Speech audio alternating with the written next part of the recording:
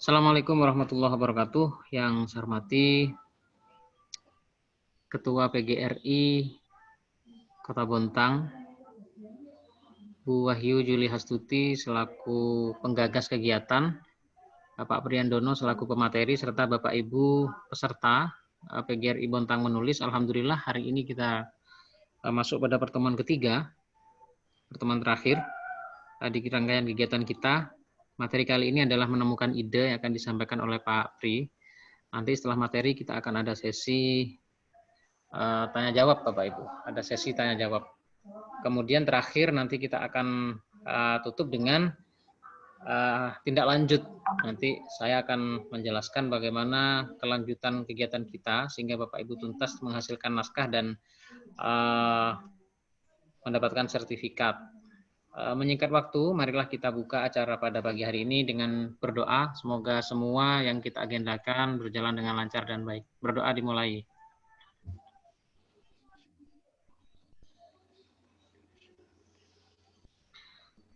Berikutnya langsung saja paparan materi yang akan disampaikan oleh Bapak Priandono kepada Pak Pri, disilakan. Terima kasih Pak Muiz. Assalamualaikum warahmatullahi wabarakatuh. Selamat pagi dan salam sejahtera untuk kita semua. Yang saya hormati Ketua PGRI Bontang, yang saya hormati Ibu Wahyu Juli Hastuti selaku penggagas acara ini, yang saya hormati Pak Muiz selaku CEO dari Pustaka Mahameru, dan yang sangat saya hormati Bapak Ibu peserta pelatihan Bontang menulis. Tidak ada kata yang pantas kita ucapkan kecuali puji syukur kehadirat Allah Subhanahu wa taala, karena pada pagi hari ini kita masih diberikan kesehatan, diberikan karunia, diberikan nikmat-nikmat yang lain yang tidak terhitung, sehingga pada pagi hari ini kita dapat tolabul ilmi, berbagi ilmu, berbagi ilmu, berbagi pengalaman dalam keadaan sehat walafiat. Shalawat serta salam mudah-mudahan selalu terlimpahkan kepada junjungan kita Nabi besar Muhammad Sallallahu Alaihi Wasallam beserta para keluarga, para sahabat, dan para generasi penerus perjuangannya. Bapak Ibu yang berbahagia, pada pagi hari ini saya senang sekali bertemu dengan Bapak Ibu guru dari Bontang. Nah, saya belum pernah ke Bontang, tapi saya mengetahui Bontang karena saya sejak dulu itu termasuk salah satu pengagum dari klub sepak bola PKT Bontang. Ada dua pemain legenda di sana yang sampai sekarang saya masih ingat, yaitu Fakri Husaini dan penjaga gawangnya Sumardi. Ya, jadi Bontang ini sebenarnya saya sudah tahu lama, tapi saya belum pernah ke sana. Tapi sekarang saya bisa bertemu dengan Bapak Ibu semua, meski dalam keadaan virtual. Ini adalah pertemuan yang ketiga ya Bapak Ibu. Sebenarnya ini harusnya yang pertama ya. Sebenarnya ini yang pertama ya, tapi saya untuk yang pertama itu saya tidak bisa karena ada beberapa kesibukan. Sehingga saya alhamdulillah sekarang saya bisa bersama-sama dengan Bapak Ibu untuk berbagi ilmu. Bapak Ibu, kita garis bawahi ya, kita di sini posisinya sama, kita hanya berbagi ilmu atau berbagi pengalaman, sehingga nanti yang saya sampaikan ini adalah benar-benar pengalaman empiris saya ya, pengalaman empiris saya yang saya sampaikan, dan mudah-mudahan nanti bisa ya setidaknya lah ya sedikit bisa memberikan inspirasi yang nanti bisa dipadukan dengan pengalaman Bapak Ibu sekalian, sehingga Bapak Ibu nanti benar-benar menjadi penulis yang andal. Karena tidak ada seseorang pun yang bisa membuat Bapak Ibu guru menjadi penulis andal. Ya, tidak ada satu pelatihan manapun yang bisa mengantarkan Bapak Ibu menjadi penulis yang andal. Yang bisa menjadikan Bapak Ibu sebagai penulis yang andal adalah Bapak Ibu sendiri. Pelatihan itu adalah sebuah ruang, kemudian mentor itu hanya sebatas membantu. Ya, hanya sebatas membantu untuk kalau dalam bahasa kimianya adalah sebagai katalisator, ya, faktor yang mempercepat ya Bapak Ibu guru menjadi atau menuju ke tahta menjadi penulis yang andal. Seperti yang disampaikan oleh Pak Muiz, nanti saya akan menyampaikan materi atau berbagi mengenai menemukan ide dan menuangkannya, ya, menemukan ide dan menuangkannya. Bapak Ibu guru, ya, saya mohon izin untuk menyampaikan PPT saya. Bagaimana Bapak Ibu, apa sudah bisa dilihat PPT saya?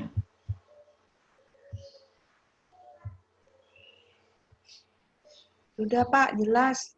Oh, Ya, sudah tampak? jelas Pak, sudah ada. Ini Bapak Ibu, ya. Ini nanti yang akan saya sampaikan, menemukan dan menuangkan ide atau gagasan. Ya, jadi ide atau gagasan kalau dulu itu dicari, tapi sekarang ditemukan. Ya, jadi kalau kita dulu mencari ide kemana-mana, ya. Jadi dulu tekniknya adalah kalau mencari ide adalah seperti mencari barang berharga di atas onggokan sampah. Nah, mindset seperti itu harus kita ubah, yaitu kita harus menemukan ide itu. Jadi kita menemukan ide, bukan mencari. Jadi ide ini harus ditemukan. Nah, ide yang telah kita temukan itu harus kita berikan perlakuan. Tidak bisa kita biarkan sehingga tetap terstruktur di dalam kepala kita. Itu tidak bisa. Kalau ide itu tidak kita beri perlakuan, maka ide tetaplah ide. Mereka hanya berputar-putar di dalam isi kepala saja. Oleh karena itu perlu diberikan perlakuan agar bisa dituangkan. Nah, ketika dituangkan itulah ada kemungkinan besar para pembaca ini mendapatkan inspirasi, mendapatkan hal-hal baru, mendapatkan hal-hal yang penting, ya, sehingga membuat kualitas hidup dari pembacanya itu adalah menjadi lebih baik. Jadi visi seorang penulis itu adalah menghasilkan tulisan yang berkualitas. Yang berkualitas itu artinya adalah yang bisa mengubah, ya, yang bisa mengubah seseorang itu hidupnya menjadi lebih baik. Jadi nanti ini yang akan kita bagikan, yang akan kita kupas sama-sama. Ya, kita awali dulu dengan berkontemplasi untuk memikirkan ini, ya, dari Albert Einstein bahwa gagasan ada bukan untuk disimpan, ya, seperti yang saya sampaikan tadi.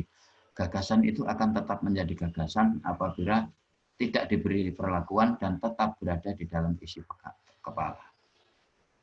Ya, sehingga sesuatu harus dilakukan terhadap mereka. Ya, jadi harus kita tuangkan.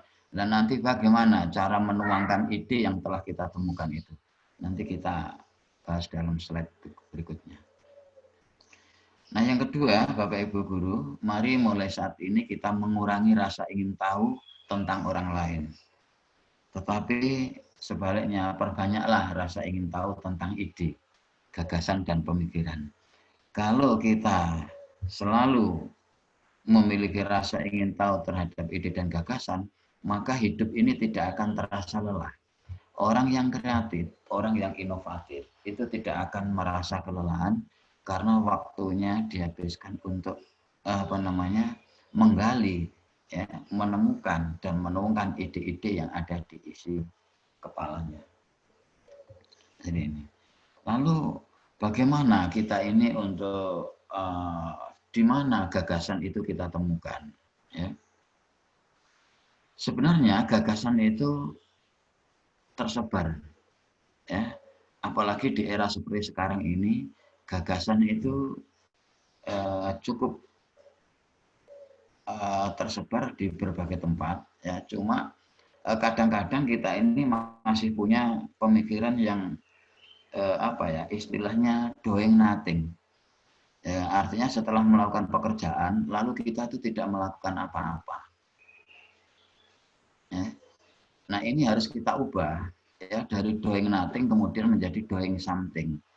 Ya, jadi setelah melakukan kegiatan, ya, kita harus melakukan sesuatu. Karena dari setiap kegiatan atau dari setiap apa yang kita lakukan, saya yakin itu ada hal-hal penting yang harus dibagikan kepada orang lain.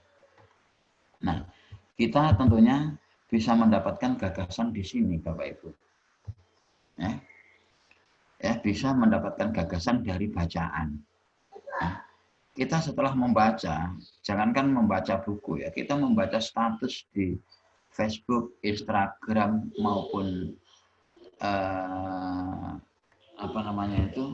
Line, Twitter, saya yakin pasti ada ide yang Bapak Ibu temukan. Cuma kadang-kadang kesulitan untuk menuangkannya. Ya, sekarang ini misalnya yang sedang lagi ramai adalah tentang sosok atau tentang tokoh yang sedang membaca buku, ya. Tokoh yang sedang membaca buku ini juga sedang ramai dibicarakan. Nah, gagasan juga bisa berasal dari perasaan, ya, perasaan sedih, perasaan gembira, kemudian sebel dan lain sebagainya, itu bisa kita tuangkan. Tinggal intuisi kita, ya, kita harus punya intuisi untuk bisa menuangkan perasaan ini menjadi sebuah karya, ya. Dari keinginan, ya, kita punya keinginan apa, nah itu bisa kita jadikan ide dan kita tuangkan dalam bentuk tulisan.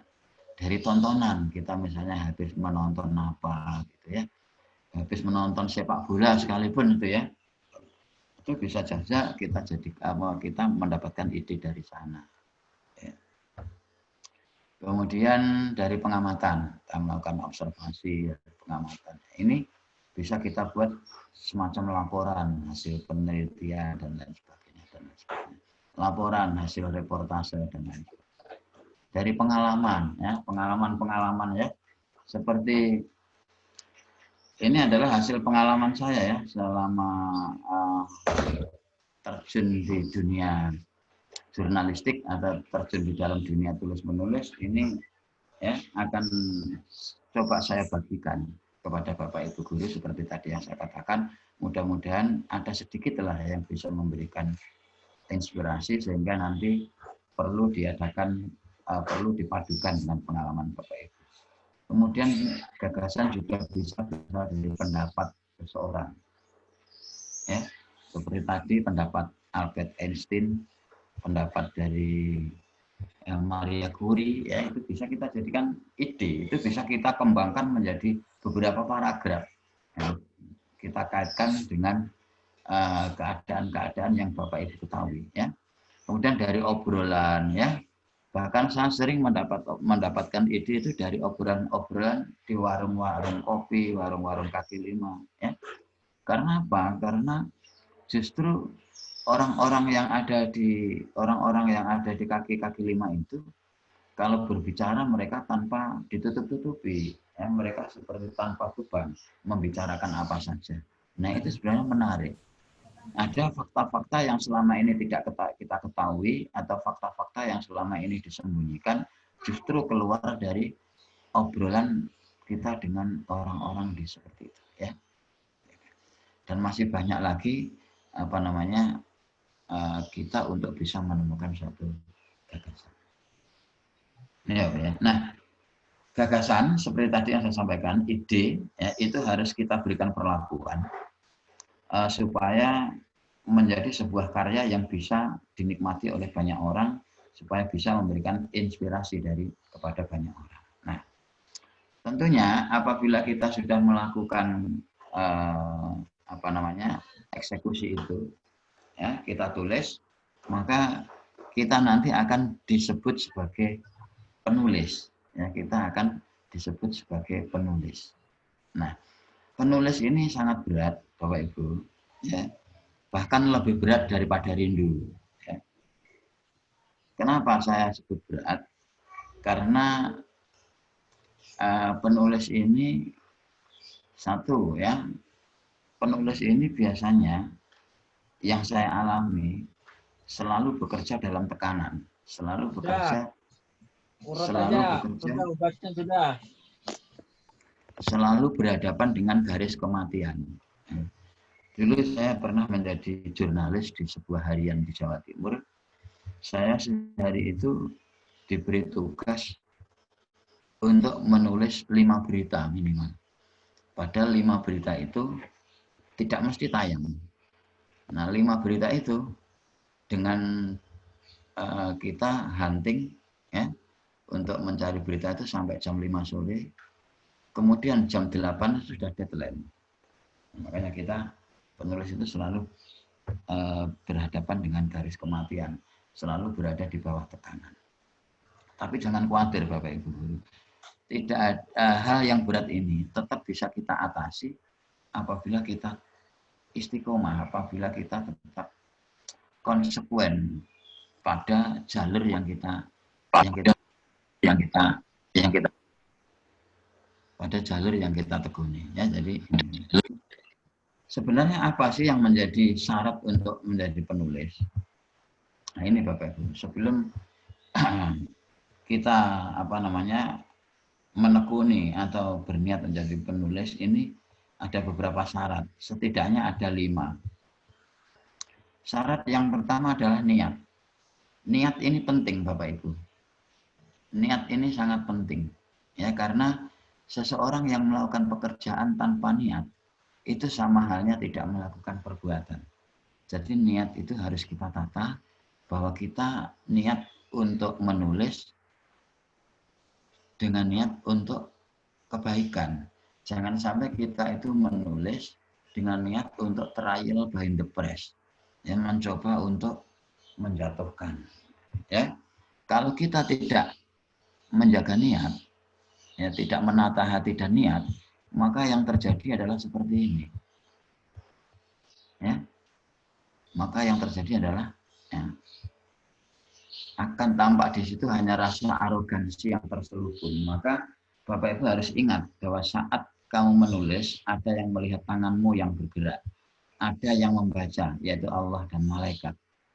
Nah, ketika menulis hanya ingin disanjung orang, maka yang akan tampak di situ hanya rasa arogansi yang terselubung. Ini pesan dari penyair kondang, yaitu Jawawi Imron, yang harus kita patrikan dalam hati kita. Kita harus niat. Jangan sampai kita niat menulis kemudian untuk disanjung. Hati-hati Bapak Ibu. Bapak Ibu kalau nanti sudah mampu menulis dan tulisannya sudah mampu menembus ke media mana saja, mampu menembus ke penerbit besar misalnya, ya, Bapak Ibu Guru pasti akan mendapatkan banyak tepuk tangan, banyak mendapatkan sanjungan. Ya. Tapi Bapak Ibu jangan silau dengan sanjungan itu. Karena yang tersanjung itu mudah kesandung. Sehingga Ibu harus tetap,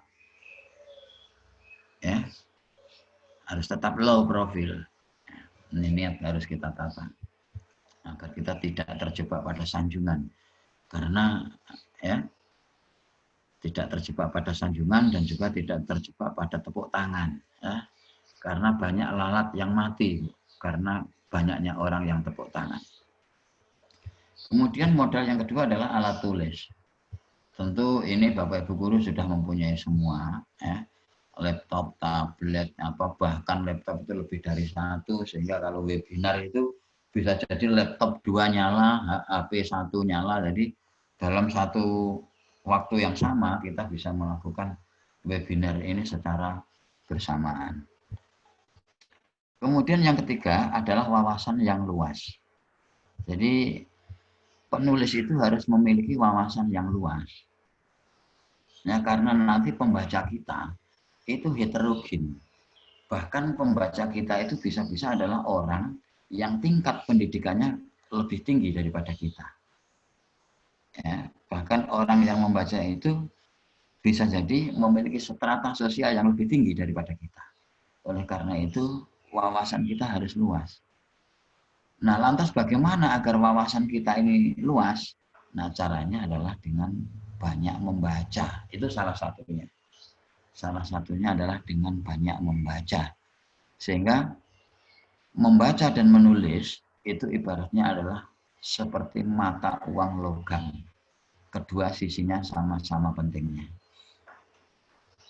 Ya, jadi ini harus digarisbawahi juga, Bu, ya, wawasan harus. Yang keempat, model yang keempat, seorang penulis ini harus responsif. Ya, harus responsif. Artinya apa? Ketika Bapak Ibu ini mendapatkan ide, maka ide itu harus dengan segera eksekusi, harus segera dengan berikan perlakuan.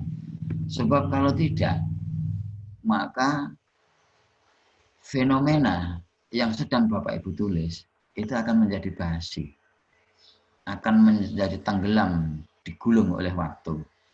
Ya, jadi harus responsif. Seorang penulis itu seperti ibaratnya disediakan sebuah secangkir kopi panas yang harus segera diminum. Sebab kalau tidak segera diminum, maka kopinya itu menjadi tidak nikmat lagi karena sudah dingin. Ya, maka penulis juga seperti itu, harus responsif.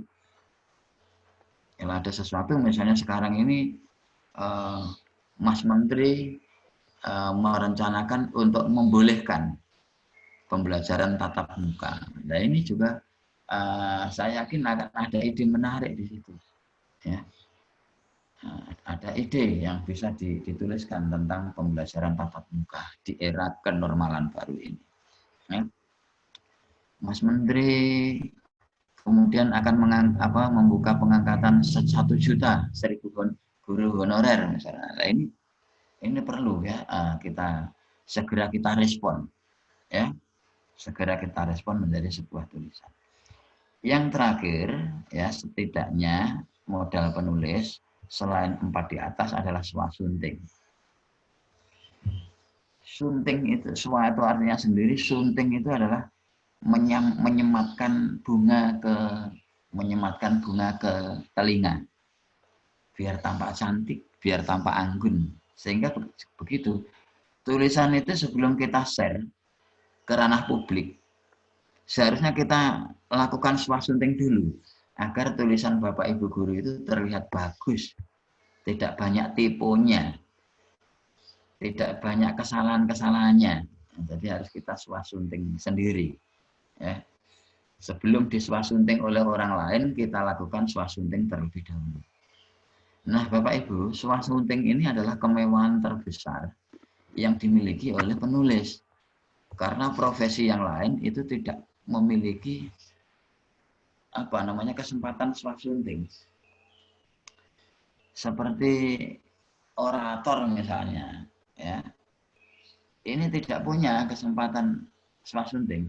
Dia ya langsung berbicara. Kalau ada kesalahan ya tidak bisa diperbaiki karena sudah terlanjur di hadapan publik. Ya caranya ya paling hanya diralat begitu saja. Ya. Ayo Bapak Ibu kita coba pikir, sebelum kita menjadi pembina upacara, kadang kita sudah menyiapkan materi nanti yang akan disampaikan. Nah, begitu kita naik di atas podium, ya apa yang kita sampaikan itu akhirnya lupa semua karena apobia terhadap orang banyak misalnya. Nah itu. Tapi kalau kita menulis, ya, kita tidak tahu siapa yang membaca tulisan kita dan lain sebagainya dan sebagainya. Nah, meskipun demikian harus kita lakukan swasunting ini dulu. Ya, kita manfaatkan sebaik-baiknya swasunting ini agar tulisan kita benar-benar menarik, bermakna, dan inspiratif. Ini ya, Bapak Ibu. Yang tadi sudah. Kemudian ini, ya. Jadi seperti tadi yang saya katakan, menemukan ide dengan prinsip seperti seorang pemulung itu cara lama yang harus dihindari. Mengapa? Seorang pemulung itu menemukan sesuatu yang berharga di antara onggohan sampah, sementara seorang penulis itu harus mampu menciptakan dan menemukan ide. Ya. Nah, kalau ide sudah kita temukan, maka itu kita kembangkan dengan cara menghubungkan dengan fakta dan data melalui logika yang ketat, sehingga menjadi sebuah paragraf yang utuh dan bermakna. Satu misal, kalau Bapak Ibu Guru membaca berita tentang rencana pembelajaran tatap muka, ya, ide apa yang didapat dari itu, lalu nanti kita kembangkan dengan menghubungkan fakta-fakta dan data yang ada sekarang ini dengan logika yang ketat. Dan di slide berikutnya akan saya lebih perjelas lagi bagaimana strukturnya. Nah, berikutnya ini, tadi saya sampaikan harus memiliki wawasan yang luas. Wawasan yang luas atau point of view merupakan hal penting yang harus dimiliki seorang jurnalis atau penulis. Penulis yang wawasannya sempit dan pemahamannya dangkal akan menyusun tulisan berdasarkan satu sudut pandang. Nah, sebaliknya, penulis yang pengetahuannya luas, literaturnya banyak, mereka pasti mempunyai banyak pilihan dalam menyajikan sebuah tulisan. Bahkan tulisannya lebih variatif, menyeluruh, detail, mendalam, dan bernapas. Bahasa kerennya adalah angle-nya lebih banyak dan variatif. Saya berikan contoh begini Bapak Ibu. Kalau misalnya kita menulis tentang pembelajaran tatap muka, kemudian Bapak Ibu Guru hanya menuliskan bahwa tatap muka itu adalah pembelajaran yang dilakukan secara langsung antara seorang guru dengan siswa di dalam kelas. Misalnya.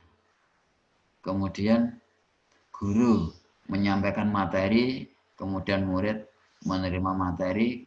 Kalau ada yang belum paham, siswa bisa menyampaikan pertanyaannya. Nah, kalau Bapak Ibu Guru hanya menyajikan tulisan hanya seperti itu, maka pembaca ini tidak bisa mendapatkan manfaat. Yang lain tidak mendapatkan informasi tambahan. Coba misalkan Bapak Ibu Guru menyampaikannya begini. Pembelajaran tatap muka di era pandemi adalah pembelajaran tatap muka yang dilakukan secara langsung. Siswa dengan guru di dalam kelas. Nah, PTM di dalam masa pandemi ini berbeda dengan PTM sebelum adanya pandemi. Kalau dengan adanya pandemi ini, jumlah siswa yang harus mengikuti tatap muka dibatasi. Kemudian jarak kursi antara siswa yang satu dengan yang lain juga diatur. Siswa harus menggunakan masker atau face shield misalnya, pun juga guru dan lain sebagainya, maka fakta atau data yang ada di era pandemi ini harus digali juga sehingga orang-orang yang membaca itu nanti akan mendapatkan informasi baru tentang PTM di era kenormalan baru. Jadi begitu Bapak Ibu ya. Nah, ini adalah skemanya. Jadi kalau penulis yang bagus, penulis yang baik, penulis yang wawasannya luas, itu skemanya seperti ini Bapak Ibu. Ada satu fenomena, ada sebuah ide, kemudian ide itu dikembangkan dari berbagai sudut pandang. Ya. Misalnya seperti pembelajaran, misalnya seperti corona. Misalnya, ya. Corona ini adalah penyakit yang disebabkan oleh COVID-19 misalnya. COVID-19 adalah penyakit yang disebabkan oleh virus corona. Virus corona ini berasal dari Wuhan, Cina. Nah, kalau hanya menjelaskan seperti itu, rasanya terasa dangkal. Ya. Maka harus kita kembangkan dengan sudut pandang yang lain. Ya, harus kita kembangkan dengan sudut yang pandang yang lain. Nah, dengan adanya virus corona yang semacam ini, bagaimana dampak di sektor pendidikannya? Bagaimana dampak di sektor sosialnya? Upaya-upaya apa yang harus dilakukan? Nah, itu harus diungkap semua ya di tulisannya itu. Berbeda dengan ya satu ide atau satu fenomena yang hanya dikembangkan lewat satu sudut pandang saja. Tulisannya akan kelihatan kering, tidak menarik dan tidak bisa menghasilkan apa ya, tidak bisa memberikan informasi tambahan apa-apa. Ini ya. Jadi nanti Bapak Ibu guru ya, Bapak Ibu peserta yang lain nanti diupayakan tulisan-tulisannya baik yang berupa artikel atau apa ya, buku nanti dikembangkan dilihat dari berbagai sudut pandang ini. Supaya tulisan Bapak Ibu guru menarik. Nah, saya masih berbicara tentang ide Bapak Ibu, belum sampai ke apa namanya nanti ke buku ya. Ini kalau Bapak Ibu guru sudah menemukan ide ya, lalu bagaimana cara menuangkan gagasannya? Ya, saya memang buat seperti ini Bu ya, PPT saya buat singkat-singkat saja. Karena PowerPoint itu kan sejatinya adalah menyampaikan poin-poin yang punya power. Sehingga saya buat pendek-pendek seperti ini saja ya. Ada 1-2 lah yang saya buat panjang supaya lebih bervariatif. Bapak Ibu yang berbahagia, setelah gagasan kita temukan, kita berikan perlakuan dan lalu kita tuangkan dalam bentuk tulisan. Nah, setidaknya ada 4 ini cara menuangkannya. Yang pertama, kalau Bapak Ibu sudah menemukan ide atau gagasan, maka gagasan itu lengkapi dulu detailnya. Ya, seperti tadi saya mengatakan, PTM atau pembelajaran tatap muka, maka Bapak Ibu guru harus melengkapi semua detail tentang apa itu PTM tatap muka. Lengkapi semua. Ya. Nanti kalau sudah dilengkapi dan merasa cukup, jadi detailnya itu apa namanya? Ya silahkanlah Bapak Ibu guru yang membuat ya detailnya ini sudah, kalau misalnya dengan 2-3 paragraf sudah dianggap detail ya sudah. Sebab nanti kalau terlalu banyak detailnya, maka nanti sudut pandang yang lain menjadi tidak kelihatan dan ide itu akan menjadi kabur ya. Jadi secukupnya saja, jangan terlalu kebanyakan ya, secukupnya saja. 1-2 paragraf misalnya sudah cukup, tidak apa-apa ya. Setelah itu lakukan analisis struktural maupun fungsional. Nah, dari detail itu tadi, Bapak Ibu guru melakukan analisa yang mengaitkan dengan sudut pandang yang lain. Misalnya PTM tatap muka. Ya, kita kaitkan dengan bagaimana dengan izin orang tua. Bagaimana dengan izin pemerintah daerah. Bagaimana kalau misalnya terjadi klaster baru misalnya. Dan lain sebagainya.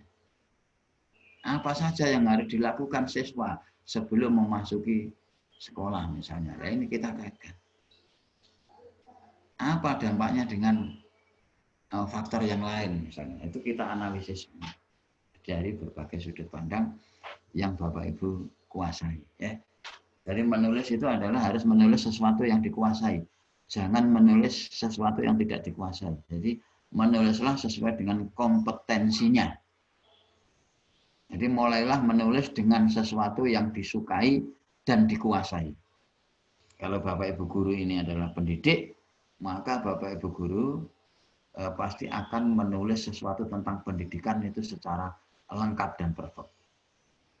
Tapi kalau misalnya Bapak ini menulis tentang, Bapak Ibu guru ini menulis tentang politik, kemudian di identitasnya ditulis adalah tentang guru, maka meskipun baik tulisannya, ini belum apa ya, agak kurang tepat karena dianggap bukan kompetensinya. Tapi apa tidak bisa Bapak Ibu guru menulis seperti itu? Bisa. Ketika Bapak Ibu guru mau menulis dengan segmen atau ya segmen yang lain, misalnya tentang politik, budaya, ekonomi atau apa boleh, tapi nanti di identitasnya jangan ditulis guru.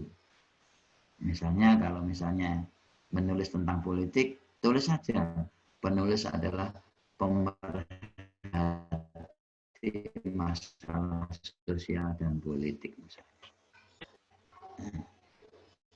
Misalnya kalau menulis tentang ekonomi, tulis saja bahwa di identitasnya adalah bahwa penggiat daripada UMKM misalnya, seperti itu supaya dianggap kompeten gitu ya. Jadi sebenarnya kita itu bisa menulis apa saja. Tinggal pandai-pandai kita bagaimana menyiasati agar tulisan kita itu bisa dikonsumsi oleh orang banyak. Nah, makanya ini yang ketiga adalah harus memperhatikan kebutuhan pembaca ya. Jadi ide misalnya Bapak Ibu menemukan ide, tapi ide ini kok kelihatannya tidak banyak diminati ya tidak perlu digali ya. Mungkin hanya tidak perlu dituangkan ya. Kalau misalnya yang harus memenuhi kebutuhan pembaca, nanti saya sampaikan di belakang. Artinya begini, jangan sampai kita itu ya menulis berat-berat, menulis wis angel-angel, wis soro-soro, tapi gak ono sing moco, ya. kan eman gitu ya. Lebih baik kita melakukan atau membuat tulisan yang lain. Ya, jadi perhatikan kebutuhan pembaca ini. Nah sekarang ini banyak kita ini sibuk menulis, tapi lupa siapa yang akan membaca tulisan kita ini. Nah jadi ini juga harus perlu digarisbawahi. Ya, dalam menuangkan ide kita juga harus selektif. Tentu ide-ide yang dibutuhkan oleh pembaca. Lalu polanya, kalau mau menuangkan ide, polanya ini seperti ini. Mengaitkan hubungan sebab akibat. Polanya nanti begini Bapak Ibu. Bisa ditulis sebabnya dulu, baru akibatnya.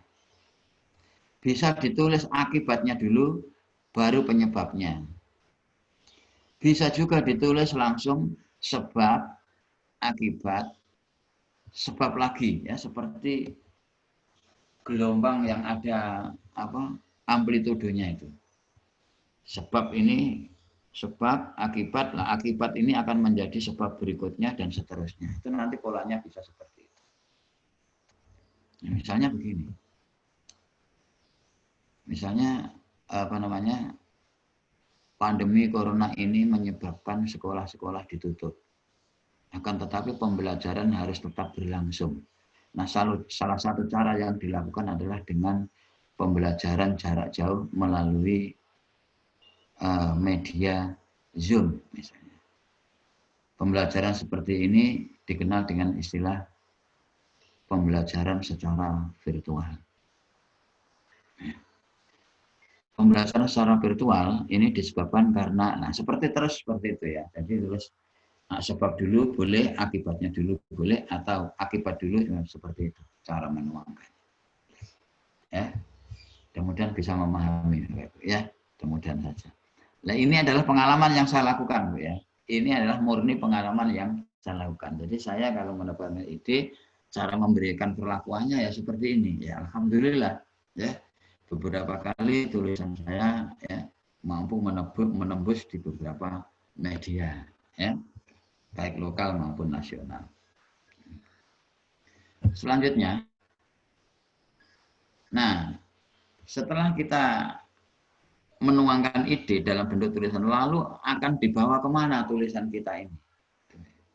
Akan dibawa kemana tulisan kita? Jangan kita itu menulis, tapi kita tidak mau membagikan. Alasannya kita itu malu, kita itu takut, ya. Nanti kalau terjadi apa-apa dan lain sebagainya. Nah ini, kita penulis itu perlu ruang untuk menyampaikan tulisannya itu, perlu ruang. Nah, di era perkembangan teknologi seperti sekarang ini, ruang untuk membagikan tulisan kita itu benar-benar luas sekali. Ya, kita perlu media ya untuk menuangkan tulisan itu. Dan ini banyak sekali. Ada juga media daring, ada juga media luring. Semua jenis media itu selalu menyediakan rubrik seperti yang saya tulis ini setidaknya. Dari beberapa yang saya tulis ini, Bapak Ibu guru sekalian, ya, itu bisa menuliskannya semuanya kecuali tajuk. Kecuali tajuk. Kenapa kok tajuk tidak bisa Bapak Ibu tulis? Karena tajuk ini merupakan visi ya atau intisari daripada media tersebut atau pandangan media tersebut terhadap situasi yang sedang berkembang. Ya, kalau di Suara Karya dulu itu namanya tajuk rencana. Kalau di Jawa Pos namanya jati diri. Kalau di beberapa media lain ada namanya editorial dan lain sebagainya. Ya, ini ditulis oleh redaksi. Kalau seperti opini, berita, features, kolom, surat pembaca, cerpen, puisi, jurnalisme, warga, resensi, Bapak Ibu bisa menuliskannya semua dan bisa mengirimkannya. Nah, ini adalah ruang-ruang yang tulisan-tulisan yang Bapak Ibu bisa buat lalu nanti dengan kirimkan ke media baik itu media luring maupun media daring. Nah, biasanya media itu menyediakan rubrik ini, opini. Ya, berita ini biasanya lebih banyak komposisinya yang menulis adalah redaksi, features atau karangan khas, Bapak Ibu guru bisa mengirimkannya ya. Kolom, Bapak Ibu guru punya kesempatan menjadi kolumnis di media. Surat pembaca Bapak Ibu bisa tuliskan apabila Bapak Ibu guru mendapatkan layanan-layanan yang kurang bagus, mendapatkan perlakuan-perlakuan yang tidak enak, kehilangan apa, ya itu bisa tulis surat pembaca. Cerpen, puisi, jurnalisme warga maupun resensi. Ini bisa dengan tulis semua. Nah, mungkin dari sekian banyak yang sering Bapak Ibu tulis adalah di opini ini. Oleh karena itu, saya sekarang mencoba untuk membagi triknya. Bapak Ibu kalau mau menulis opini, itu setidaknya standarnya seperti ini Bapak Ibu. Standarnya seperti ini. Tapi tentu ini bukan mutlak, Bapak Ibu bisa mengembangkan, bisa membuat variasinya. Ya kita tulis dasolen dulu. Ya. Lalu setelah itu kita paparkan dasainya. Nah setelah itu kita akan mengetahui kesenjangan antara dasolen dan dasein ini. Nah setelah kita mengetahui kesenjangan ini, maka Bapak Ibu guru ya bisa menulis opininya, bisa memasukkan ide-idenya supaya kondisi yang ideal itu terpenuhi. Tentu opini ini dengan argumentasi yang sangat kuat. Itu tadi yang saya katakan. Harus dikaitkan dengan fakta, data, atau argumentasinya harus kuat. Logikanya harus sangat ketat. Itu tadi yang saya katakan. Nah, setelah itu baru ditulis kesimpulannya. Kalau memang tidak mau menulis kesimpulannya juga tidak apa-apa Bapak Ibu. Cukup ditulis opini, kemudian argumentasinya kuat.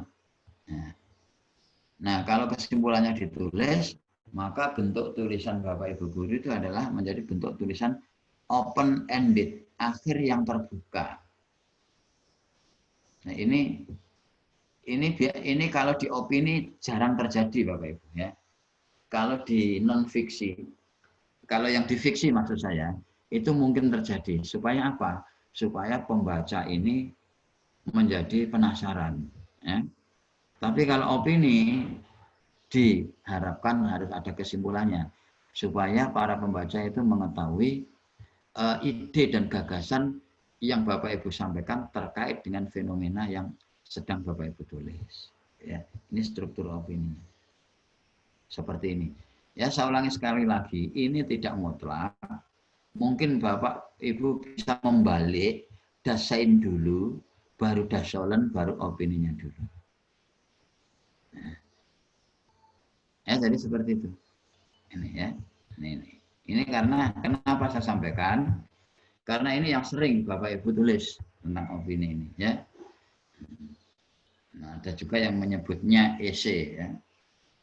Esai sama opini itu sebenarnya sama. Cuma kalau esai itu apa namanya? Genrenya adalah genre sastra kalau esai itu ya. Nah, selanjutnya nah ini Bapak Ibu. Ini adalah pengalaman saya yang ingin saya bagikan kepada Bapak Ibu. Bagaimana supaya bisa menembus media massa. Baik yang luring maupun yang daring. Bapak Ibu, media daring pun itu sangat ketat. Ya, kita mengirimkan di alif.id misalnya. Kita mengirimkan di detik.com misalnya. Kita mengirimkan di kumparan misalnya. Itu tidak bisa langsung otomatis diterima Bapak Ibu meskipun itu di media daring. Karena padahal media daring itu lebih luas daripada media cetak. Kalau media cetak kan space-nya apa namanya terbatas. Yang ngirim opini itu setidaknya setiap hari itu bisa sampai 100 orang. Tapi yang dimuat hanya 1 atau 2 orang saja. Nah, caranya untuk menembus media massa yang pertama adalah harus orisinil. Jadi tulisan Bapak Ibu harus benar-benar asli. Asli tulisan Bapak Ibu sendiri. Bukan kompilasi ya Bapak Ibu ya. Kalau kompilasi itu harusnya nyomot dari sana, nyomot dari sini. Sehingga ide kita ini justru tidak tampak. Yang tampak adalah pendapat seseorang satu dengan yang lain kita padukan. Nah, jadi harus orisinil. Kalau tulisan Bapak Ibu tidak orisinil, sekarang ini sudah banyak aplikasi yang bisa mendeteksi asli tidaknya tulisan seseorang. Nah, jadi harus ini Bapak Ibu supaya Bapak Ibu guru tidak masuk dalam zona plagiarisme. Yang kedua, tulisan yang ditulis harus benar-benar aktual dan faktual. Aktual itu adalah bahwa fenomena yang Bapak Ibu tulis adalah benar-benar fenomena yang sedang hangat-hangatnya dibicarakan. Dan faktual, tulisan Bapak Ibu guru harus benar-benar fakta. Tidak ngarang gitu ya. Kalau ngarang ini nanti ada tempatnya sendiri namanya fiksi, bukan ngarang. Jadi kalau memang mengarang nanti bisa menulisnya di rubrik yang lain, misalnya rubrik cerita pendek. Jadi harus aktual dan faktual. Yang berikutnya judul. Judul itu harus ringkas, padat, berisi dan menarik. Ya, saya pernah membuat judul itu begini. Kalau saya membuat judul itu tidak pernah lebih dari 5 kata. Memang sebaiknya begitu Bapak Ibu. Kalau menulis judul di media massa itu paling banyak 7 kata. Berbeda kalau dengan membuat judul PTK. Kalau membuat judul PTK atau R&D atau eksperimen itu bisa panjangnya bisa sampai 14 kata. Tapi kalau media massa harus ringkas. Meskipun ringkas tapi harus menunjukkan isi, harus merepresentasi keseluruhan daripada isi tulisan Bapak Ibu. Judul harus menarik. Ya, saya misalnya pernah membuat judul padahal ini di bidang pembelajaran. Saya membuat judul Ken Arok mati 3 kali.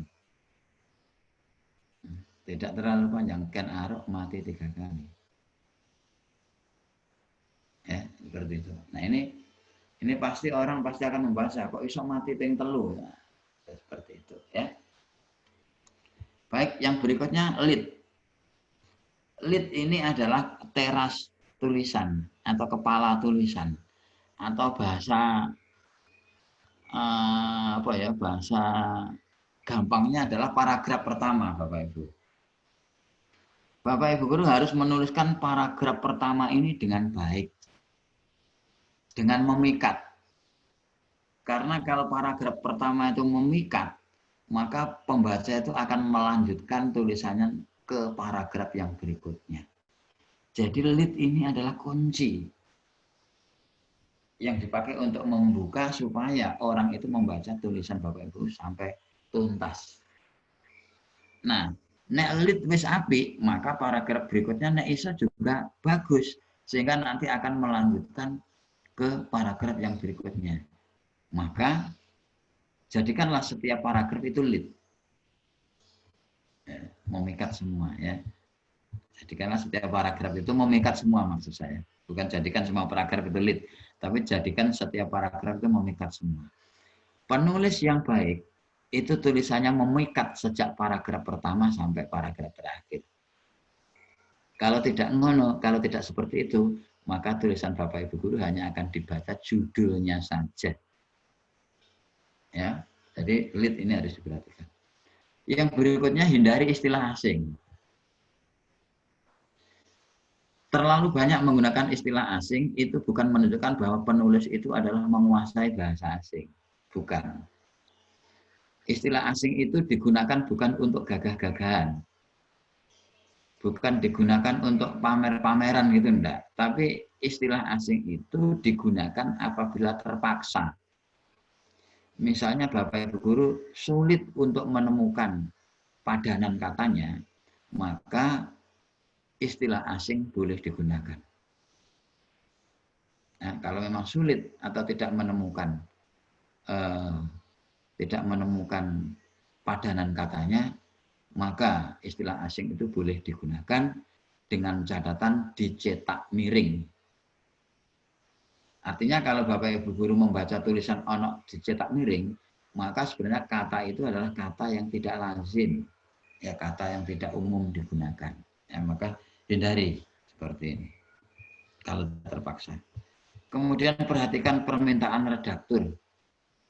Misalnya Bapak Ibu itu diminta untuk menulis 600 kata, ya harus 600 kata. Kalau lebihnya 1, 2 kata, 5 kata enggak apa-apa.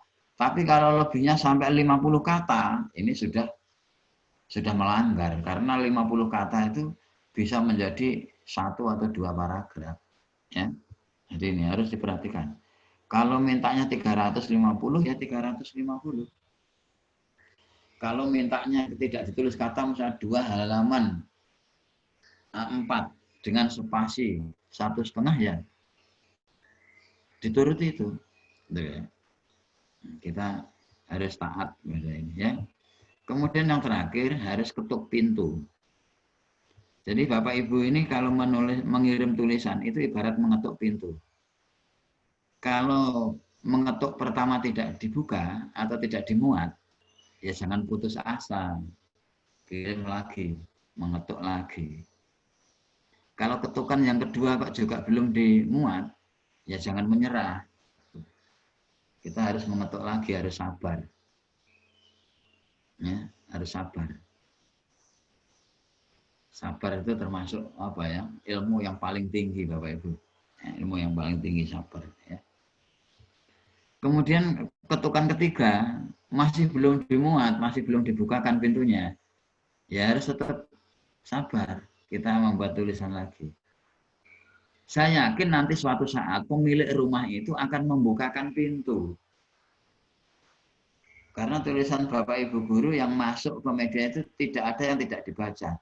Semua dibaca. Nanti akhirnya begini. Iki sapa rek nulis tok ngirim terus saya.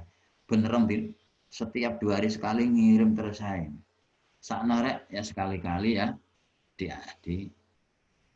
dimuat. Nanti kalau Bapak Ibu guru sudah dimuat tulisannya, Bapak Ibu guru akan mengetahui di mana letak kesalahan Bapak Ibu. Kenapa waktu itu tidak dimuat? Mungkin dalam merumuskan judulnya kurang menarik dan kurang ringkas. Mungkin dalam mengembangkan paragrafnya. Mungkin paragrafnya harus ditata ulang, dibongkar pasang dan lain sebagainya. mungkin banyak kalimat-kalimat yang tidak efektif. Nah, itu nanti seperti itu. Ya. Bahkan biasanya judul itu pasti diubah ya supaya menarik. Judul pasti diubah. Tapi kadang-kadang Bapak Ibu ada penulis itu kalau tulisannya diedit orang lain itu tidak mau. Judul tulisannya itu kok judulku diubah ya? Nah, seperti itu, tidak mau. Jadi seorang editor itu mengubah tulisan Bapak Ibu memang mengubah, tetapi tidak pada substansi isinya. Yang diubah adalah redaksinya saja, tapi substansi isinya sama. Nah, jadi seperti itu. Atau istilah lainnya diparafrasekan. Ya. Nah, ini kalau di media Bapak Ibu ya.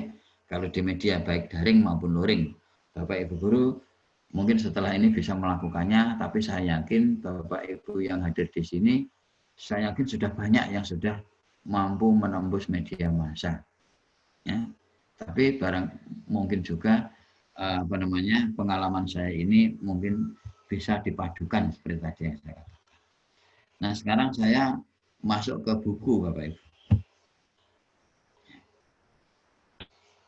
Buku adalah orok yang lahir dari rahimmu, ya. Oleh karena itu tebalkan agar lebih banyak hikmah yang disesat. Ya, jadi kalau saya menyampaikan masalah buku ini, pertanyaan yang muncul itu paling banyak adalah berapa halaman Pak? Berapa halaman seperti yang ditanyakan dulu itu mesti berapa halaman itu. Kadang saya jawabnya ya enteng saja. Tulis saja Bapak Ibu, nanti kalau halamannya kurang, bisa pinjam halaman tetangganya. Ya saya guyoni seperti itu. Jadi begini Bapak Ibu, untuk halaman buku itu memang tidak ada ketentuan berapa. Tetapi ya dari segi apa ya istilahnya kita sesuaikan ya. Buku itu seyogianya adalah 108 halaman ukuran A4. A5 maksud saya. A5. Kalau Bapak Ibu guru menulisnya di kertas A4, itu paling hanya 60 sampai 65 halaman. Itu kalau di layout ke A5, itu sudah menjadi 108 halaman. Kenapa kok 100 halaman? Kok 108 halaman Bapak Ibu? Alasannya yang pertama, ini sebenarnya alasan teknis, bukan alasan substansi. Ya, alasannya, kalau 108 halaman, buku itu kelihatan ada punggungnya. Nah, buku yang ada punggungnya ini tidak akan mudah rusak, karena ada punggungnya. Berbeda kalau buku yang hanya di staples atau dijahit benang, itu kan gampang rusak ya. Jadi ada 108 halaman. Yang kedua, alasan yang kedua, teknis pencetakan, mesin cetak itu, offset, itu kelipatannya mesti 8. Kertas ukuran plano, itu kalau dipakai untuk nyetak ukuran A4, itu menjadi 16 halaman. Ya, A5 maksud saya, itu menjadi 16 halaman. Ya, kalau setengah plano berarti 8 halaman. Jadi buku itu jangan cermati rata kelipatan 4. Pasti kelipatan 4. Nah, kalau tidak kelipatan 4, berarti ada sebagian yang dicetak setengahnya. Jadi rata saya kita pikir kalau penerbit-penerbit besar itu mesinnya menyesuaikan. Ini buku ya Bapak Ibu ya. Jadi halamannya itu tidak ada kaidah baku ya. Jadi Bapak Ibu sekarang kalau yang sudah menulis di A4 sudah dapat 60 halaman, wis rada ayem, bisa bernapas agak lega, berarti sudah satu buku sudah terkantongi. Tinggal nambahi sedikit lah ya, ben rada kandel. Ya tebalkan agar lebih banyak hikmah yang disesat. Semakin tebal buku itu, maka akan semakin banyak yang bisa menjadi inspirasi. Ya, ini buku. Nah, kalau ini Bapak Ibu saya pikir sudah paham semua bahwa bahasa buku itu ilmiah, pilihan katanya harus perhatikan, kalimatnya harus efektif, pengembangan paragraf, ejaannya, notasi ilmiahnya, ini saya pikir Bapak Ibu guru sudah sangat paham ini ya, bahasa buku ya. Kemudian bahasa ilmiah itu seperti apa ya, jadi nanti bahasa yang jenengan tulis itu harus baik dan benar, sesuai dengan PUEB ya, sesuai dengan kondisi real yang ada di lapangan, harus informatif ya. Karena bahasa ini adalah apa ya? Buku ini adalah sarana komunikasi bagi penulis kepada pembacanya, sehingga harus informatif, harus komunikatif juga ya. Jadi enaklah orang membacanya itu ya, tepat dan sesuai, bermakna ya, tidak bersayap ya, singkat dan jelas dan efektif. Saya pikir ini semua sudah sangat paham. Nah, untuk anatomi bukunya seperti ini. Bapak Ibu, ini tolong diperhatikan ya, yang poin-poin berwarna merah itu merupakan bagian yang harus dikerjakan penulis. Jadi halaman persembahan ini harus jenengan yang menyediakan. Kata pengantar ini panjenengan yang harus mencari seseorang atau tokoh yang bisa memberikan kata pengantar. Kemudian pengantar atau prakata ini dari jenengan sendiri. Loh, ada yang bertanya, pengantar ini apakah seperti sinopsis? Saya pikir tidak. Ya, saya pikir tidak. Ya, ini prakata ini ya adalah semacam apa ya? Sesuatu yang ingin jenengan sampaikan terhadap hasil karya jenengan itu tadi ya. Kalau daftar isi, daftar tabel, dan daftar gambar nanti akan disiapkan oleh pihak penerbit. Yang berikutnya isi atau beberapa bab atau beberapa bagian dan beberapa bab ini sudah tentu ini jenengan yang menyediakan. Kok nek gak ana ikine terus kayak apa ya seperti ini. Kalau ini yang menulis orang lain ya, terus namanya Bapak Ibu, berarti Bapak Ibu guru menggunakan jasa penulis hantu atau ghostwriter. Terus lampiran, ini yang menyediakan juga Bapak Ibu. Jadi perhatikan yang merah-merah ini adalah harus jenengan yang menyiapkan. Harus Bapak Ibu yang menyiapkan. Nah, lalu buku yang baik itu yang bagaimana? Ya, buku yang baik, isi buku yang baik seperti ini tadi. Hampir sama dengan opini atau yang lainnya. Ya, harus orisinil. Buku ini harus orisinil, harus asli karya Bapak Ibu. Kalau misalnya Bapak Ibu guru mau membukukan tulisan-tulisan Bapak Ibu guru yang pernah dimuat di media baik online maupun daring maupun luring, boleh. Ya boleh. Apakah itu orisinil, Pak? Orisinil. Dengan catatan nanti di bagian akhir ditulis kecil saja bahwa tulisan ini pertama kali tayang di mana, tulisan atau pertama kali terbit di mana, seperti itu. Ya. Kemudian dibutuhkan oleh pembaca atau marketable. Nanti habis ini saya sampaikan di slide berikutnya. Sistematikanya harus ragam. Maksudnya begini Bapak Ibu. Misalnya Bapak Ibu menulis bab 1, kemudian subbabnya A. Setelah A kemudian menggunakan satu Latin, angka Latin.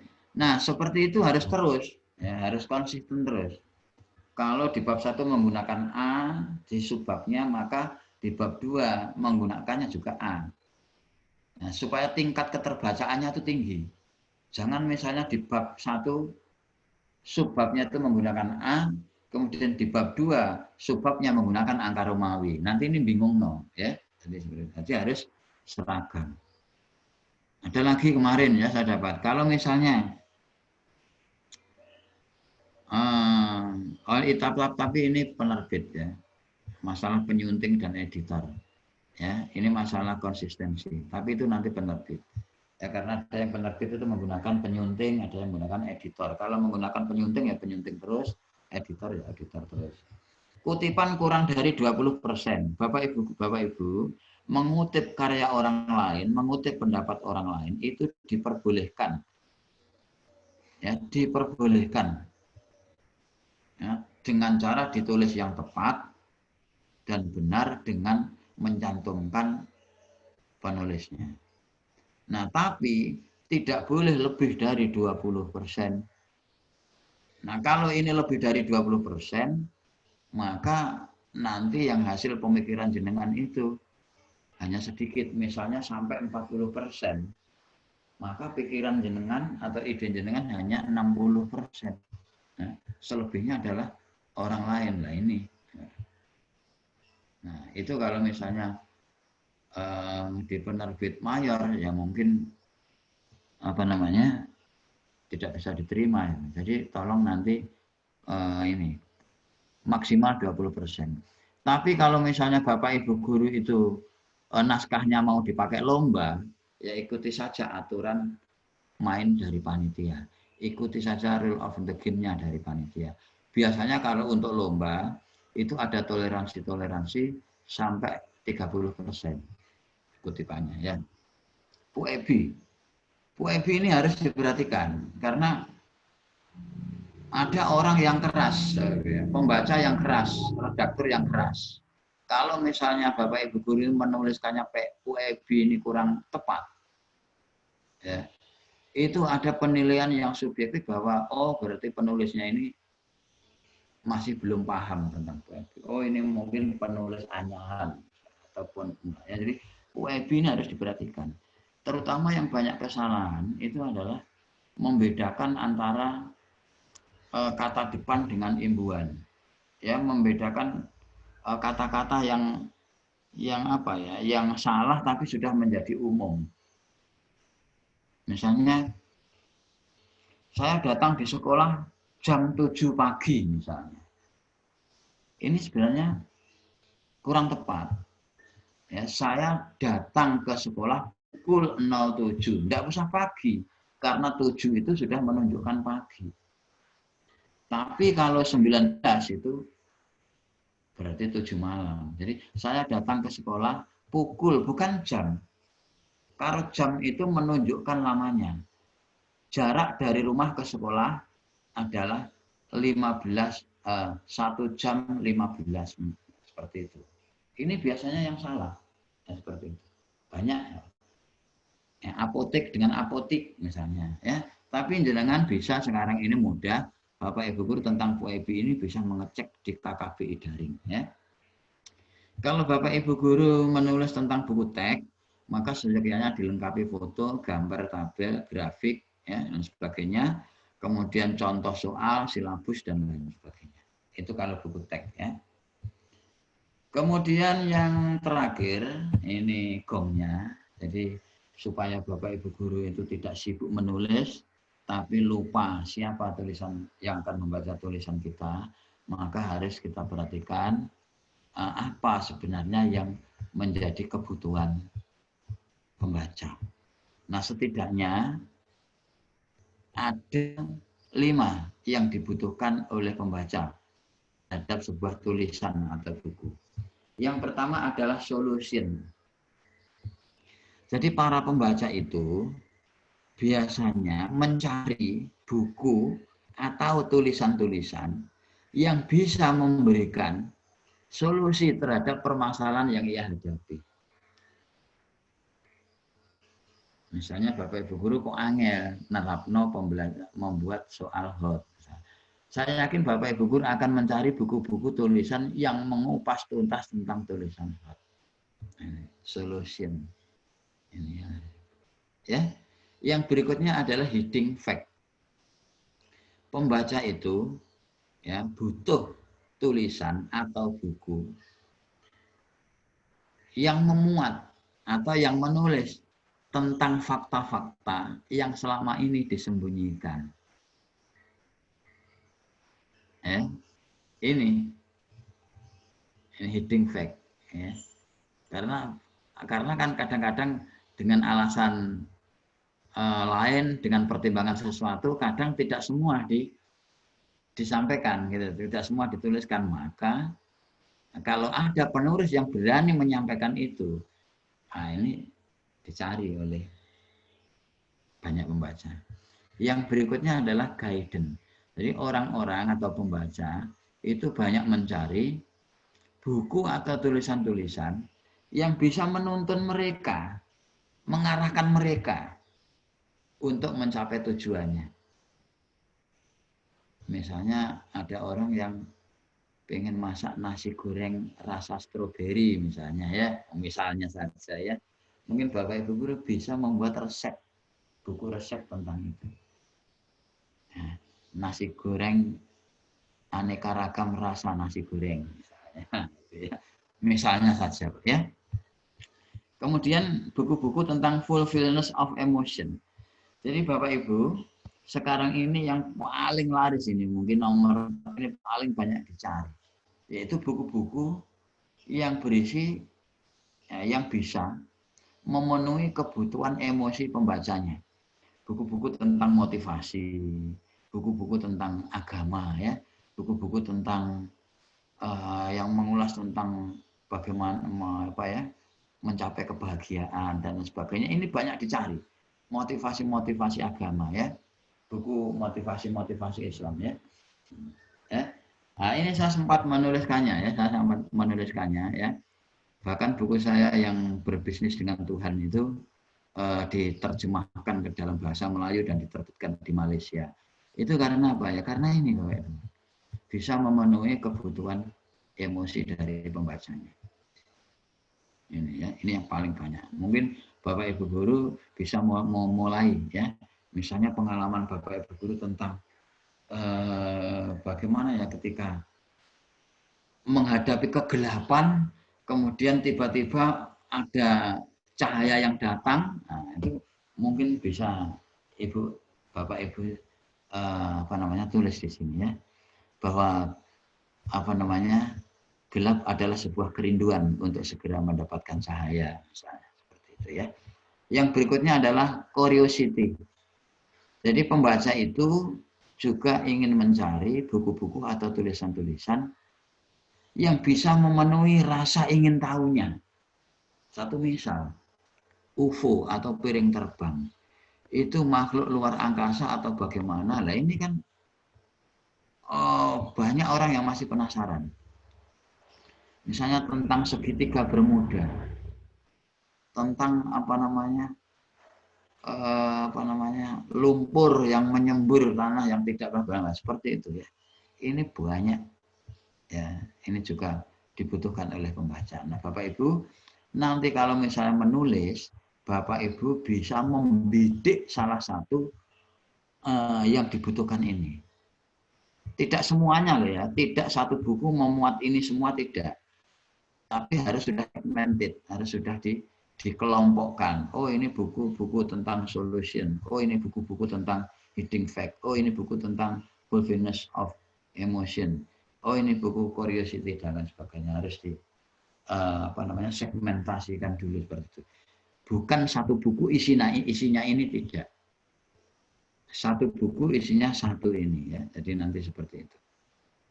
Nah, jadi ini Bapak Ibu yang mungkin bisa saya sampaikan. Tidak terasa ternyata saya ini sudah berbicara hampir 1 jam 15 menit. Rasanya tidak bijaksana kalau saya sering terlalu banyak untuk berbicara ya. Saya akhiri sampai di sini dulu. Ini masih ada waktu untuk sesi tanya jawab, dan mohon maaf karena saya baru bisa hadir di pertemuan yang ketiga, dan mudah-mudahan tidak kapok, nanti bisa mengikuti bisa berbagi lagi untuk yang lebih khusus, misalnya penulisan tentang opini saja, penulisan tentang cerpen saja, PTK saja. Ini kan masih secara umum ya Bapak Ibu. Nanti kita bisa membuat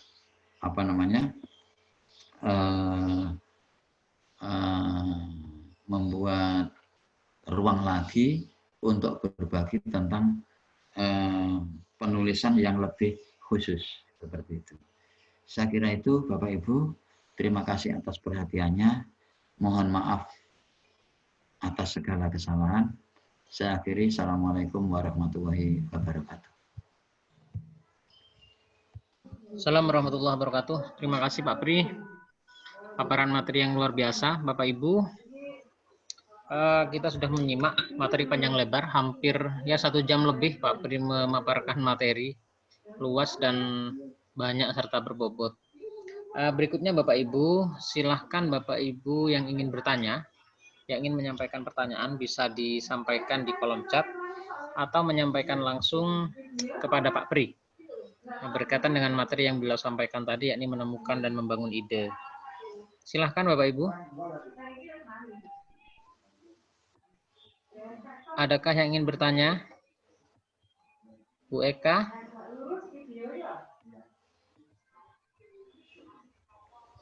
Belum, Pak. Oh, belum. Silakan Bapak Ibu boleh diketik di kolom komentar, di chat, atau boleh bertanya langsung.